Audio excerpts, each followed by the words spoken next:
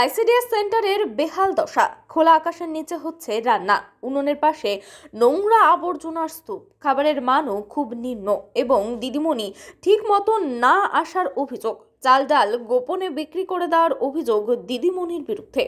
অভিভাবকরা প্রতিবাদ করলে আইসিডিএস সেন্টারের কর্তব্যরত রাঁধুনি রীতিমতো তর্ক বিতর্ক করেন। সেই ছবি আমাদের ক্যামেরায় ধরা পড়েছে। পাদুরিয়ার যদুরাটি পালপাড়া আইসিডিএস সেন্টারের ঘটনা। বহুবার ছাত্রছাত্রীদের অভিভাবক এবং গ্রামবাসীরা দিদিমণিকে জানিয়েও কোনো কাজ হয়নি, আর দিদিমণি না আসায় পড়াশোনা হয় না। হচ্ছে কি, বাচ্চা কাচ্চা আমরা স্কুলে পাঠাই, ওখানে 2 ঘন্টা পড়াতে হবে। গরমের সময় না একটা পাখা আছে, না একটা লাইট আছে, বাচ্চা কাচ্চা বসতে চায় না। খিচুড়ি তো ভালো হয় না, ভালো খেতেও চায় না ওরা। খিচুড়ির মধ্যে কিছুই পড়ে না, শুধু একটু আলু বা কোনো সবজি দেয় কি না দেয়, এরকম হয়। যেদিন দিদিমণি আসে সেদিন রাঁধুনির বাড়ির বারান্দাতেই হয় পড়াশোনা, কারণ পড়াশোনা হওয়ার ঘর নেই।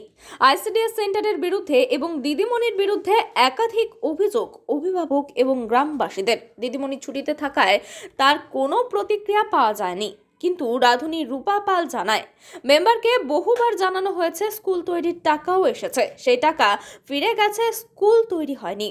বসিরহাট থেকে প্রতিনিধি Azizul Sheikh, ES news Bangla.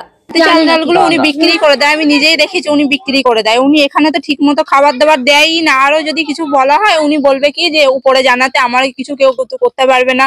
Supervisor দিদিকেও বলা হয়েছে, একদিনের 5বার বলা হয়েছে, কিন্তু উনিও বা কত বলবে। নিজে থেকেই যদি কোনো গায়ে না লাগে, তাকেও যদি বলা হয় তারও একটা খারাপ লাগে। এবার আমরা একদিনের বার 5 দিন বললে আমাদেরও নিজেরই আর ভালো লাগে না, যে একদিনের বার 5 দিন বললে আমাদেরই নিজের ফালতু অশান্তি ঝামেলা। উনি তো নিজে থেকে ঠিক হয় না। আর এখানে এই খোলা আকাশের নিচে ওইভাবে রান্না করলে পোকা মাকড়, আমরা মানে খাবারটা আমরা বাচ্চাদের খাওয়াতে পারি না। এবার কি করব, অন্য গরু ছাগলের দিয়ে দিতে হয়, বাচ্চাকে আর কি করে খাওয়াবো? এরকম নোংরামো যদি করে রান্না করা হয়, এবার এই মামি যদি কিছু বলে ওনাকে উল্টো মানে কথা শোনাবে। এবার সবাই এসে উনি রান্না করে ওনারই কথা শোনায়। ওনারও তো দোষ না, সে যেমন করে দিয়ে যাবে তেমনই সে করবে।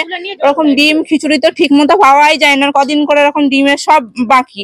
3 বছর হয়ে গেছে আলু, মানে সেই লকডাউনের সময় সেই 2 কিলো করে আলু পুরো বন্ধ, দিলই না। 1 দিন 2 দিন 5 দিন বলি, উনি কোনো গায়ে লাগে না। আমরা এবার কত বলবো আগে? আমরা যদি এরকম বলি, উল্টা উনি আমাদের হুমকি দেয় যে তোমরা উপরে জানাও, আমার কেউ কিছু করতে পারবে না, উনি এরকম বলে। এখন আমাদের মেন কথা হলো উনি ভালোভাবে এখানে থাকুক। ওনার নাম হলো রুনু মন্ডল। হ্যাঁ দিদিমণি, হ্যাঁ। ওনাকে আমরা কতবার বলেছি, উনি কোনো কথাই গুরুত্ব নেয় না। আমি তো নতুন, আমি এবারে এই পিরিয়ডে এসেছি, ঠিক আছে? তো আমি দিদিমণির সাথে কথা বলি, এইগুলো কেন হচ্ছে, কি বৃত্তান্ত, ঠিক আছে? কথা বলে তারপরে যাতে এইগুলো না হয় সেই ব্যবস্থা করা হয়। আপনার কাছে কি গ্রামের মানুষ কি অভিযোগ করেনি? হ্যাঁ, অভিযোগ করেছিল যে এরকম এইগুলো হচ্ছে। দিদিমণির সাথে ওনারা কথা বলেছে, তা বললো যে না ঠিক আছে, দেখলে সমস্যা দেখতে হবে। ঠিক আছে? আপনার নাম কি? জয়ন্ত বিশ্বাস। জয়ন্ত।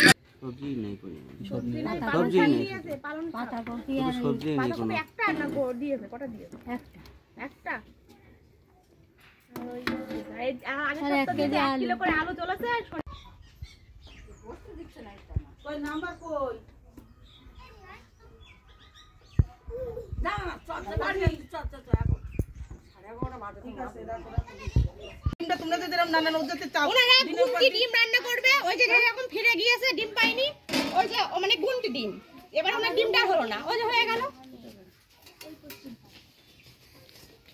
আপনি কেন স্কুলের জায়গাটা হয় কি সেটা দেখেন, আপনি যদি তার জন্য আমি সবার